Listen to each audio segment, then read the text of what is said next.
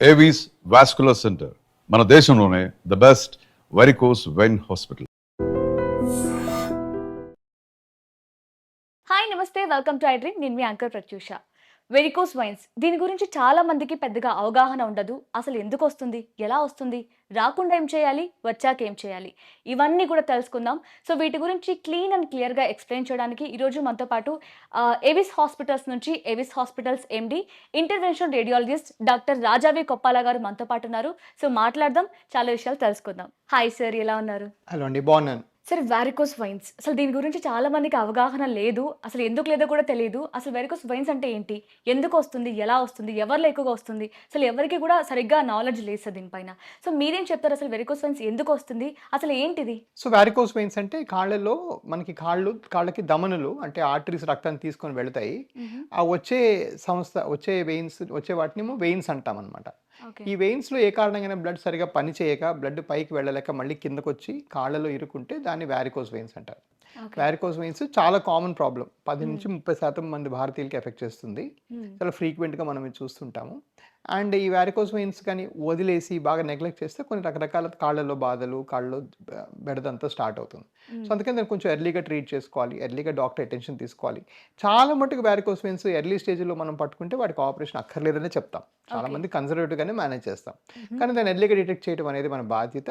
చేసుకుంటే ఈజీ కనుక్కోవచ్చు. Okay. So మీరు ఇదివరకు కూడా మనం ఇంటర్వ్యూలో కూడా చెప్తున్నారు. సో మన దగ్గర ట్రీట్మెంట్ చాలా అడ్వాన్స్డ్ ఉంటుంది. జస్ట్ హాఫ్ అన్ అవర్లో అయిపోతుంది, సేమ్ డే డిశ్చార్జ్ కూడా చేస్తున్నామని చెప్పారు.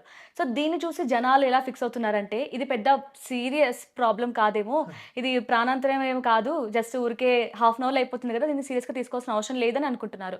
సో నిజమైన దీని గురించి అవగాహన కానీ సీరియస్గా తీసుకోవాల్సిన అవసరం లేదంటారా? అంటే సీరియస్ తీసుకొని భయపడాల్సిన అవసరం లేదు. బట్ డెఫినెట్గా ఇది ఒక ప్రాబ్లంగా మాత్రం పరిగణించాలి. ఇది ఒక ప్రాబ్లం అని తెలుసుకోవాలి.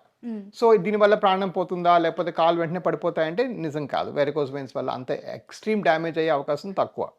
బట్ ఓవరాల్గా మాత్రం కాళ్ళు బాగానే బెడదుంటుంది, మోకాలు కింద బాగా నల్లబడుతుంది, కాళ్ళు పుళ్ళు పడతాయి, కొన్నిసార్లు రప్చర్ అయిపోయి బ్లడ్ బ్లీడింగ్ అవుతుంది.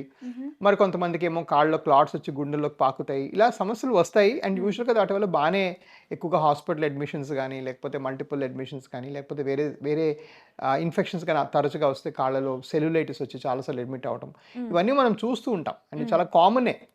కాకపోతే ఇక్కడ విషయం ఏంటంటే అది మనం చెప్పేటప్పుడు లేకపోతే మన ప్రొసీజర్స్ లేకపోతే ఇప్పుడు మాలాంటి మంచి వాస్కులర్ హాస్పిటల్స్ ఏవైనా కూడా ఇది ఒక 15-20 నిమిషాల్లో అయిపోయి ఒక 3-4 అవర్స్లో ఇంటికి వెళ్ళిపోయే టైప్లో ఉంటుంది. చాలా ఫాస్ట్గా ఇంటికి కూడా వెళ్ళిపోవచ్చు. కాబట్టి కొంతమందికి ఒక పెద్ద ప్రొసీజర్ కాదు కదా, మనం నెక్స్ట్ మంత్ చూద్దాంలే, అంత అర్జెంట్ ఏం లేదు అని కొంతవరకు దాన్ని డిలే చేసే అవకాశం కూడా మీరు చెప్పినట్టుగా ఉంది. అఫ్ కోర్స్ యాజ్ డాక్టర్స్ మేము ఏం చెప్తామంటే మీ చిన్న సమస్య అయినా పెద్ద సమస్య అయినా వద్దు, డిలే చేయకూడదు, దానికి అటెన్షన్ వెంటనే తీసుకోవాలి, దాన్ని తొందరగా తగ్గించుకోవాలని చెప్పడమే మా బాధ్యత. అలాగని భయపెట్టి కూడా చేయకూడదు. అంటే ఇది చేయకపోతే ప్రాణం పోతుందని భయపెట్టి కూడా చేసుకోకూడదు. ఓకే. సో అంటే ఈ వారికోస్ వెయిన్స్ ఎందుకు వస్తాయి అన్నప్పుడు మీరు చెప్పారు కదా, బ్లడ్ సర్క్యులేషన్ మళ్ళీ హార్ట్కి వెళ్ళి అంత ఫ్రీగా లేకపోవడం వల్ల వస్తాయని చెప్పారు. సో అలా అవ్వడం వల్ల కాళ్ళు పడిపోతాయి అనే అపోహ కూడా ఉంది సార్, మరి దాని గురించి ఏం చెప్తారు?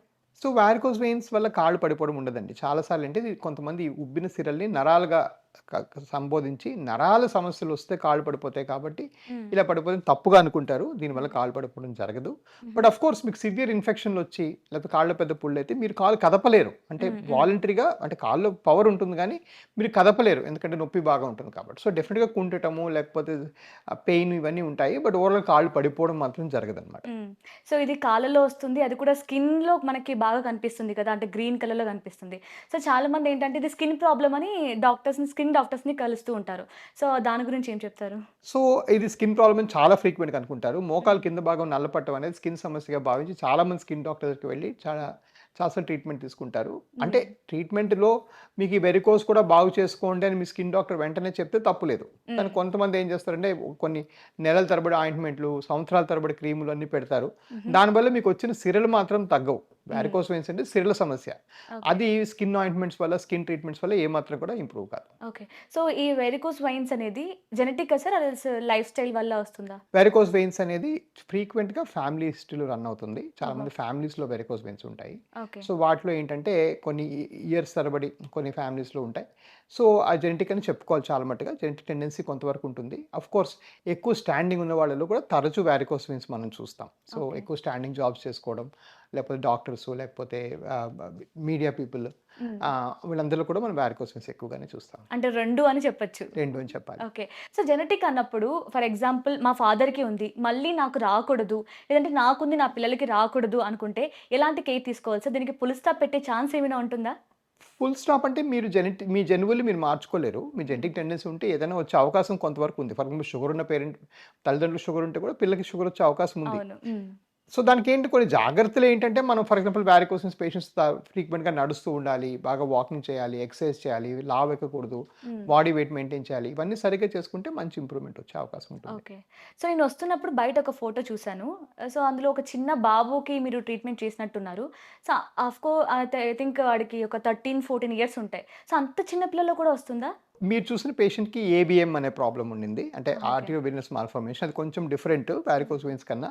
But yeah! వారికోస్ వెయిన్స్ నేను యాస్ యంగ్ యాస్ 14, 15 ఇయర్స్‌కి కూడా నేను చూడడం జరిగింది. Simple varicose veins. Oh! Varicose వెయిన్స్‌లో బ్లడ్ సరిగ్గా సర్క్యులేట్ అవ్వకుండా కాళ్ళలో రక్తం మిగిలిపోవటం అనేది మేము 15 ఇయర్స్ యంగెస్ట్ పేషెంట్‌ని కూడా ఆపరేట్ చేయడం జరిగింది. ఓకే. సో ఇది చాలా కామన్ ప్రాబ్లమ్ అండ్ యంగర్ గ్రూప్‌లో కూడా వస్తుంది. హ్మ్. ఏజ్‌లో అప్పర్ లిమిట్ ఏమో ఆల్మోస్ట్ 90 ఇయర్స్ పేషెంట్స్ కూడా ఒకసారి పుల్ ఉంటే చేయడం జరిగింది. హ్మ్. సో అన్ని ఏజ్ గ్రూప్స్‌లో మనం వారికోస్ వెయిన్స్ చూస్తాం. ఈ వయసు వాళ్ళకి రావాలి అంటూ ఏం పెద్దగా రూల్ లేదు. హ్మ్. బట్ నా యంగెస్ట్ పేషెంట్ 14 ఇయర్స్ 8 మంత్స్ అనుకుంటా. ఓహ్! ఓకే. సో, అంటే ఎందుకు సార్ ఇంత కామన్ అయిపోయింది ఇంత చిన్న ఏజ్‌లో కూడా ఈ ప్రాబ్లమ్? ఆ చిన్న ఏజ్‌లోనే కాదమ్మా. అతనికి టెండెన్సీ ఉంది కాబట్టి వచ్చింది. బట్ హ్మ్. కామన్ ప్రాబ్లమ్ ఎప్పటినుంచో ఉంది. ఇప్పుడే కాదు. హ్మ్. గత కొన్ని ఏళ్ల తరబడి ఇది కామన్ ప్రాబ్లమే. కానీ కాకపోతే ఇప్పుడు మాలాంటి ఎక్కువగా సంస్థలు కనిపిస్తుంది. రావడం వల్ల డిస్కవరీ పెరిగింది. అంటే ప్రాబ్లమ్ ఉందని తెలుసుకోవడం పెరిగింది. హ్మ్. హ్మ్. అండ్ ఫర్ ఎగ్జాంపుల్ పాత రోమన్ మనం ఇటలీలో స్టాట్యూస్‌లో కూడా ఈ వెయిన్స్ ఇలా ఉబ్బి చెక్కి ఉన్నాయి. హ్మ్. ఆ హ్మ్. బొమ్మల మీద. సో హ్మ్. వెయిన్స్ చాలా కామన్ ఎన్నో ఏళ్ళుగా అంటే 300 బీసీలో చేశారు. హ్మ్. అప్పటి నుంచి ఉన్నాయి. మనం తెలుసుకోవటం మరి. ఓకే. సో, ఇందుకు కంపేర్ చేస్తే గూడా బాయ్స్‌లో కంటే కూడా వుమెన్స్‌లో ఎక్కువగా చూస్తున్నాం. వుమెన్స్‌లో ఎక్కువ కనిపిస్తుందని డాక్టర్స్ కూడా చెప్తున్నారు. సో, ఎందుకు సార్ వుమెన్స్‌లోనే ఎక్కువ?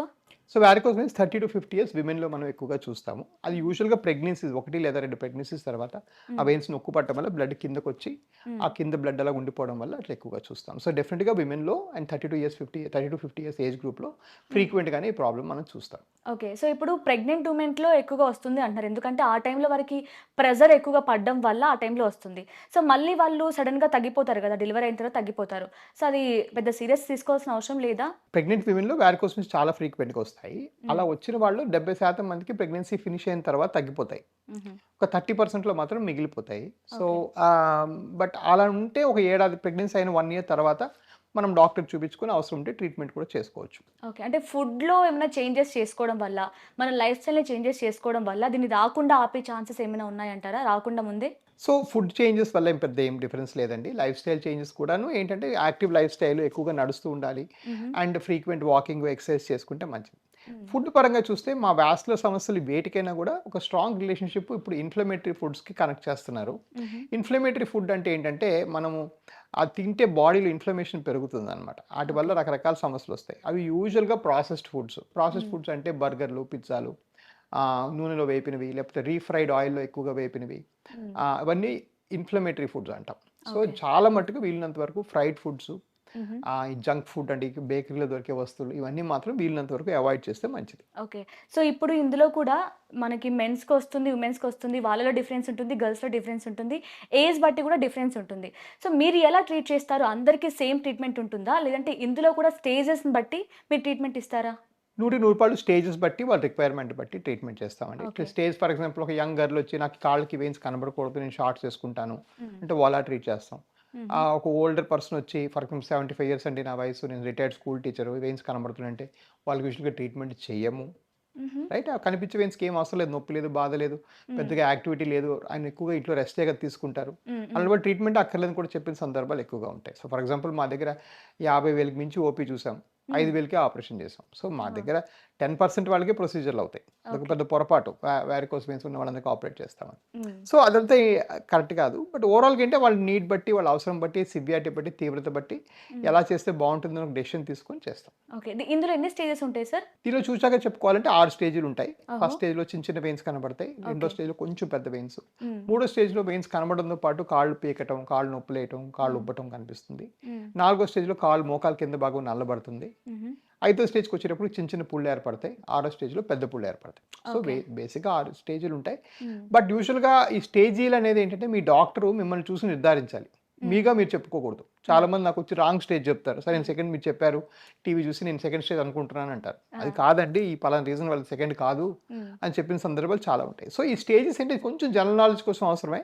నేనేం బిలీవ్ చేస్తానంటే మీకు వెయిన్స్ ఉండంగానే అంటే ఇలా కనిపించిన చారలా కనిపించిన ప్రాబ్లం కనిపించిన మీరు ఒక మంచి వాస్కులర్ డాక్టర్ని కలిసి అసలు ఈ ప్రాబ్లం ఏంటి అని తెలుసుకోవడం చాలా అవసరం. సో మీరు అన్నట్లే చాలా మంది వాళ్ళ వల్ల డిసైడ్ అయిపోతూ ఉంటారు. నాకేం ప్రాబ్లం లేదు, నేను స్టార్టింగ్ స్టేజ్‌లో ఉన్నాను. లేదంటే ఈ స్టేజ్‌లో నేను మసాజ్ చేసుకోవడం వల్ల, కొన్ని ఆయిల్స్ అప్లై చేసుకోవడం వల్ల, హోమ్ రెమెడీస్ యూజ్ చేయడం వల్ల నాకు పోతుందిలే అని లైట్ తీసుకుంటూ ఉంటారు. సో అది మిస్టేకా? లేదంటే వాళ్ళు చేస్తుంది అవగాహన ఉండే చేస్తున్నారు అనిపిస్తుందా మీకు? అది ప్యూర్‌గా మిస్టేక్ అండి. అసలు మనం ఆయిల్స్ వల్ల ఏ వెరికోస్ వెయిన్స్ కూడా తగ్గవు. కొంతమంది వ్యారికాయిల్ ఇవేవో చెప్తుంటారు. వాటి వల్ల ఎటువంటి ఉపయోగం కూడా ఉండదు. మరి కొంతమంది సాక్స్‌లు వేస్తారు. దానివల్ల కూడా పెద్దగా ఆ కరెక్ట్ సాక్స్‌లు గాని కరెక్ట్ టైంకి వేసుకుంటే కొంత ఇంప్రూవ్‌మెంట్ ఉంటుంది గానీ చాలా మంది లేట్ స్టేజ్‌లో సాక్స్‌లు వేసుకుంటే పెద్దగా ఉపయోగం ఉండదు. ఓకే. ఓకే. అండ్ ఈ మందులనేది అసలు వారికోస్ వెయిన్స్ పెద్దగా లేవండి. కొన్ని హెస్పెరిడిన్, డయాస్మిన్ అని ఉన్నాయి. వాటి వల్ల కొంతవరకు కాళ్ళలో నొప్పి తగ్గుద్ది గానీ ఈ ఆల్రెడీ ఉబ్బిపోయిన వెయిన్స్ అనేవి ఈ మందు వల్ల పెద్దగా రిలీవ్ అవ్వవు. ఓకే. సో అదొక పొరపాటు. మందుల వల్ల తగ్గిపోతుంది అనేది ఒక పొరపాటు. సో ఇందాక మీరు చెప్పారు కదా! స్టాకింగ్స్ వేసుకుంటే కొంచెం బెటర్ రిలీఫ్‌గా ఉంటుందని. సో అది ఏ స్టేజ్‌లో ప్రిఫర్ చేయొచ్చు? సో ప్రిఫర్ కాదు. మీకు పేషెంట్ చూసి పేషెంట్ వృత్తి బట్టి డాక్టర్ డిసైడ్ చేయాలి. Patients okay. ప్రిఫర్ చేయకూడదు. ఫర్ ఎగ్జాంపుల్ థర్డ్ స్టేజ్‌లో నేను ఇందాక చెప్పినట్టుగా రిటైర్డ్ స్కూల్ టీచర్ ఉన్నారు. ఆయనకి పెద్దగా ఇంట్రెస్ట్ లేదు. సాక్స్ ఏసి పంపించొచ్చు. సపోజ్ అదే థర్డ్ స్టేజ్‌లో వాపులు, నొప్పులతోని ఒక పేషెంట్ ఉన్నాడు. అతను మాత్రం మార్కెటింగ్ ఎగ్జిక్యూటివ్. అతను పొద్దున్నేసి బైక్ ఏసుకొని 40 కిలోమీటర్లు తిరగాలి. అప్పుడు డెఫినిట్‌గా చేస్తేనే బెటర్. ఎందుకంటే అతను సాక్స్ ఏసుకొని రోజంతా ఇప్పుడు విజయవాడ లాంటి ఊర్లో రోజంతా సాక్స్ ఏసుకొని తిరగడం చాలా కష్టం. కష్టం. అవును. సో అది కూడా కొంతవరకు డెసిషన్ మేకింగ్ లైఫ్ స్టైల్ బట్టి కూడా మనం పరిగణలోకి తీసుకొని చేయాలి. సో అవన్నీ చేసుకుంటే తగ్గుతాయి. సో మీరు హాఫ్ అన్ అవర్‌లో ట్రీట్మెంట్ చేస్తాం, మళ్ళీ రావు అని చెప్తారా? మళ్ళీ వచ్చే ఛాన్సెస్ ఉన్నాయంటారా? సో నేను ఇప్పుడు దాకా ఇదే కాదండి. 1000కి మించి షోలు చేస్తుంటాను ఇట్లాగా. ఒక్కసారి కూడా రావు నేను ఎప్పుడు చెప్పలేదు. ఇదేనే కాదు, ఎవరైనా అలా రావు అని చెప్తే కూడా వాళ్ళ ఫాల్ట్. అంటే నా ఉద్దేశంలో అతిశయోక్తి చేస్తున్నారు. ఇది వచ్చే అవకాశం 1-2% అండి. ఓకే. చాలా తక్కువ. బట్ డెఫినెట్‌గా అవకాశం ఉంది ఎంతో కొంత. సో డెఫినెట్‌గా రావు అని చెప్పి ఎవరు చేయరు. ఇన్‌ఫాక్ట్ దీని ప్రాబ్లమ్ ఈ వారికోస్ వెయిన్స్‌కి ఇంకో పర్యాయ పదం క్రానిక్ వీనస్ ఇన్సఫిషియన్సీ. ఓహ్! అంటే ఏదైనా వస్తువు క్రానిక్ అంటేనే అది మళ్ళీ వచ్చే అవకాశం ఎంతో కొంత దానిలోనే ఆ పేరులోనే రాసి పెట్టుంది. సో డెఫినెట్‌గా దాని వల్ల కొంత వస్తుంది. బట్ ఓవరాల్‌గా చాలా మంచి సక్సెస్ రేట్స్ మా ఉద్దేశంలో చేసుకుంటే మంచిది. కానీ రాదని చెప్పి మాత్రం ఒకళ్ళు కూడా ఇప్పటిదాకా చేయలేదు. సో ఇప్పుడు మీరు చెప్తున్నారు ఫస్ట్ నుంచి కూడా అంటే ఎక్కువగా ప్రెజర్ తీసుకోవడం వల్ల లెగ్స్‌కి ఎక్కువ ప్రెజర్ పడడం వల్ల డే మొత్తం ఎక్కువసేపు నిల్చున్న తప్పే కూర్చోవడం వల్ల కూడా వస్తున్నాయని చెప్తున్నారు. సో ఒకసారి ట్రీట్మెంట్ చేయించుకుంటారు. మళ్ళీ వాళ్ళ జాబ్ అదే, వాళ్ళు చేయాల్సిందదే. మళ్ళీ వెళ్తే మళ్ళీ ట్రీట్మెంట్ చేయించుకుంటూనే ఉండాలా ఇంకా లైఫ్ లాంగ్? సో నిల్చోవడం వల్ల ఆల్రెడీ వచ్చిన వారికోస్ వెయిన్స్ యొక్క తీవ్రత పెరుగుతుంది. వారికోస్ వెయిన్స్ పుట్టవు. ఓకే. సో నిల్చోవడం మళ్ళీ మీరు సపోజ్ క్యూర్ అయిపోయిందని నిల్చుంటే తప్పులేదు. మళ్ళీ వెనక్కి వచ్చే అవకాశం చాలా తక్కువ నిల్చున్నా కూడా.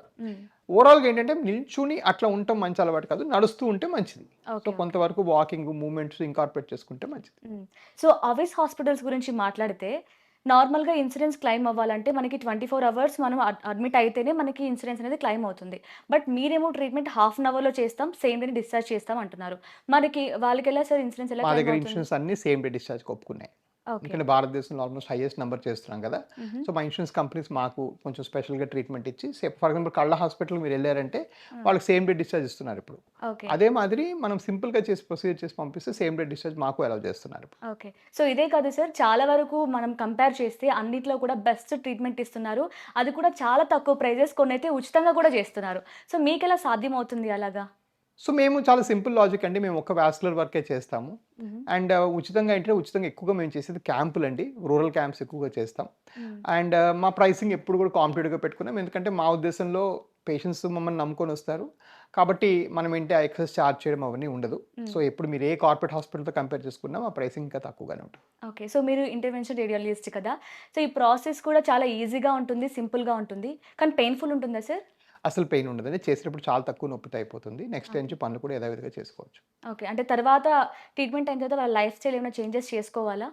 ట్రీట్మెంట్ అయినాక లైఫ్ స్టైల్‌లో మెయిన్‌గా చేసే చేంజెస్ మనం బాగా వాకింగ్, నడక చేసుకోవాలి. Weight okay. ఉంటే బరువు తగ్గాలి బాగా. అండ్ ఏంటంటే బేసిక్‌గా బాగా యాక్టివ్ లైఫ్ స్టైల్ మెయింటైన్ చేసి హైడ్రేషన్ బాగా మెయింటైన్ చేసుకోవాలి. బాగా వాటర్ 3-4 లీటర్స్ రోజు తాగటం. ఓకే. హైడ్రేషన్ మెయింటైన్ చేసుకుంటే మంచిగా ఉంటుంది. సో పర్టిక్యులర్‌గా మనం జిమ్ చేసే వాళ్ళ గురించి మాట్లాడితే వాళ్ళు ఎక్కువగా వెయిట్ లిఫ్ట్ చేస్తూ ఉంటారు. సో ఒకవేళ ప్రాబ్లమ్ వచ్చిన తర్వాత ట్రీట్మెంట్ చేయించుకున్న తర్వాత కూడా మళ్ళీ వాళ్ళు అదే చేయాలి. సో వాళ్ళకేమైనా డిఫరెంట్ ట్రీట్మెంట్ చేస్తారా? లేదంటే రెగ్యులర్‌గా నార్మల్ పేషెంట్‌కి చేసినట్టే చేస్తారా? లేదండి, అసలు జిమ్ వాళ్ళకి ఎటువంటి వేరే ట్రీట్మెంట్ ఏమి అక్కర్లేదు. సేమ్ ట్రీట్మెంట్ చేస్తాం. ఇన్‌ఫాక్ట్ నేను చాలా చాలా పవర్ఫుల్ బౌన్సర్ ఒక ఆయన వచ్చి మాతో చేయించుకున్నారు. ఓకే. ఏం లేదండి, సేమ్ ట్రీట్మెంట్, సేమ్ యాక్టివిటీ కూడా చేసుకోవచ్చు వాళ్ళు, నెక్స్ట్ నుంచి అన్ని యాక్టివిటీస్ కూడా చేసుకోవచ్చు. ఓకే. సో, ఫైనల్‌గా ఇప్పుడు చాలా మందికి గ్రామీణ ప్రాంతాల్లో అవగాహన పెద్దగా ఉండదు. మనం స్టార్టింగ్‌లో మాట్లాడుకున్నట్లే ఈ వారికోస్ వెయిన్స్ అంటే గూడా ఏంటో తెలీదు, ఎందుకొస్తాయో తెలీదు, ఎలా ఉంటుందో కూడా తెలీదు. ఒక్కోసారి కొంతమందిలో పెయిన్ కూడా ఎక్కువగా ఉండదు కదా స్టార్టింగ్‌లో. సో, వాళ్ళకి ఎలాంటి అవేర్‌నెస్ కల్పించాలనుకుంటున్నారు? అవేర్నెస్ ఏం లేదండి, మీరు వారికోస్ వెయిన్స్ లాంటి డౌట్ ఉంటే ఇవి చూస్తే ఉబ్బినవి సిరలవి, నరాలు కావు. కాబట్టి మీరు ఒక వాస్కులర్ లేకపోతే ఇంటర్వెన్షన్ రేడియాలజిస్ట్ దగ్గరికి మీరు వెళ్ళాలి. ఓకే. వెళ్తే ఏంటంటే మీకు క్లియర్‌గా ప్రాబ్లమ్ ఐడెంటిఫై చేస్తారు, చెప్తారు. అండ్ అవసరం ఉంటే స్కాన్ కూడా చేస్తారు, మీకు ఐడెంటిఫై చేసి చెప్తారు. సో దీని గురించి భయపడాల్సిన అవసరం లేదు. అండ్ యూజువల్‌గా సర్జరీ చెప్పము మేము, ఓన్లీ 10%కే చెప్తాం. సో అదేంటంటే అది ఒక పెద్ద అపోహ అలా చేసుకోవటం వల్ల. ఓకే. సో, ఏఐ గురించి మాట్లాడితే మనం ప్రపంచం అంతటా ఏఐ డెవలప్ అయిపోయింది. సో, అన్ని ఫీల్డ్‌లో ఏఐ వచ్చేసింది. సో, ఇందులో మనకి పర్టిక్యులర్‌గా ఏమైనా ఏఐ నేర్చుకున్న డాక్టర్స్ కానీ ఏమైనా ఉన్నారా సార్? సో ఏఐలో మాకు చాలా బెనిఫిట్స్ ఉన్నాయి. ఫర్ ఎగ్జాంపుల్ మా కాల్ సెంటర్ అంతా ఇప్పుడు ఏఐ బేస్డ్ చేస్తాము. మీ పేషెంట్స్ క్వెషన్స్ అన్నిటి కూడా మనం ఏఐ బేస్డ్‌గా ఆన్సర్స్ చెప్తున్నాము.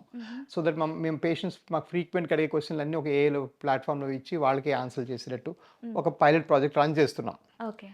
ఇక్కడ ఏఐ అన్‌ఫార్చునేట్‌లీ మా ఫీల్డ్‌లో కొంచెం నెగెటివ్ వాల్యూ వస్తుంది. ఎందుకంటే అందరూ చాట్ జీపీటీలో వాళ్ళ సిమ్టమ్స్, జబ్బు పేరు రాసి చూసుకొని వస్తున్నారు. ఓకే. సో దానిలో మాత్రం చాలా పొరపాటండి. మీ సిమ్టమ్స్ రాసి చాట్ జీపీటీ ఇచ్చిన డయాగ్నోసిస్ 19% తప్పు అవుతుంది, లేదా ఇన్అడిక్వేట్ అవుతుంది. ఎందుకంటే దానికి అంత నాలెడ్జ్ లేదు. రెండోది, మీరు ఎంత మంచి అడ్వాన్స్ ఏఐ ఉన్నా ఒక డాక్టర్ 2 కళ్ళతో చూసి పేషెంట్ మీద తీసుకునే డిస్కషను, ముట్టుకొని చూసుకునే డిస్కషను, అవన్నీ ఏఐ రెప్లికేట్ చేసే అవకాశం ఇంకా లేదు. Many steps behind. Okay. AI ఏంటంటే ఒక సెర్చ్ ఇంజిన్స్ లేకపోతే ఒక వెబ్సైట్స్ బేస్డ్‌గా తీసుకొస్తుంది కానీ అది రియల్ టైంలో రియల్ లైఫ్‌లో పేషెంట్ చూసి on the spot decision making చేయలేదు. కొంతవరకు ఎక్కడ పనిచేస్తుందంటే, నేను మీకు ఫలానా జబ్బు ఉందని చెప్పాను అనుకోండి, okay. You have advanced varicose veins అంటే what is advanced varicose veins అని మీరు నేర్చుకోవడానికి పనికొస్తుంది. Okay. It will tell you everything, ఇదేంటి ఇదంతా. సో కొంత మనం ఏ వాడుకోవచ్చు, but A does not replace a doctor correct. In the planning or management. ఈ పాయింట్ చాలా మంది గ్రహించాలి. చాలా మంది మిస్టేక్ చేస్తున్నారు, చేసి ఏవో తప్పులు తడకలు పట్టుకొని తిరుగుతున్నారు. సో ఇది చాలా పొరపాటు. అవును. ఏఐ నేర్చుకున్న డాక్టర్ దగ్గరికి వెళ్తే మాకు మంచి సొల్యూషన్ ఉంటుంది, చాలా అడ్వాన్స్ ట్రీట్మెంట్ ఇస్తారు అనుకుంటూ ఉంటారు. సో అది కరెక్ట్ కాదు. ఇప్పటికీ పేషెంట్ చూసి ఇచ్చే treatment absolutely perfect treatment. Okay. కొంతవరకు మీ జనరల్ నాలెడ్జ్ పెంచడానికి పనికొస్తుంది కానీ it does not replace the correct treatment. అది yeah, nice sir. Thank you so much sir, మీ టైంని మా కోసం స్పెండ్ చేసి వెరికోస్ వెయిన్స్ గురించి ఇంత అవగాహన కల్పించినందుకు థ్యాంక్ యూ సో మచ్.